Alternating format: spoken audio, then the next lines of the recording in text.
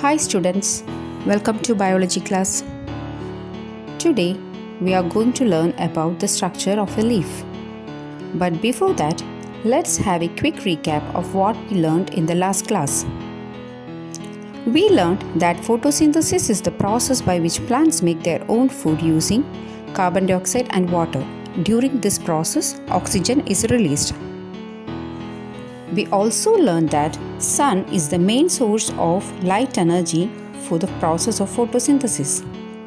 During the process of photosynthesis, light energy is converted to chemical energy. Plants use the glucose that they make during photosynthesis to make new cells and tissues.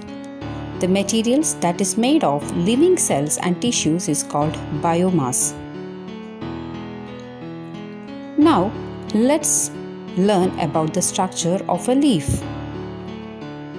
The leaves have different parts like the leaf blade, petiole, midrib, veins and stomata. Now let's learn about each of these parts in detail.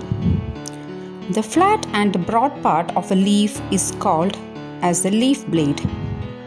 The leaf blade is attached to the stem by a tiny stalk called the petiole. The petiole takes water from the stem to the leaf blade. A thick line runs through the center of the leaf.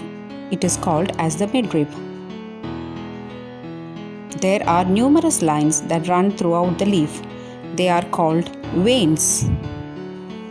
All these veins, along with the midrib, give shape and support to a leaf. They also carry water to the different parts of the leaf.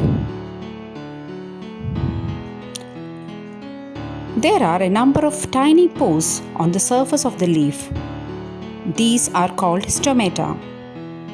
They help the leaf in the exchange of gases. They take carbon dioxide from the air and release oxygen. Now, let's recap. A leaf is made of different parts that include the leaf blade, petiole, midrib, veins and stomata. The leaf blade is the flat and broad part of a leaf. The midrib is the thick line running through the center of a leaf. Veins are the tiny lines running throughout a leaf. The petiole is the stalk that connects the leaf blade of a leaf with the stem. Stomata are the tiny openings present on a leaf.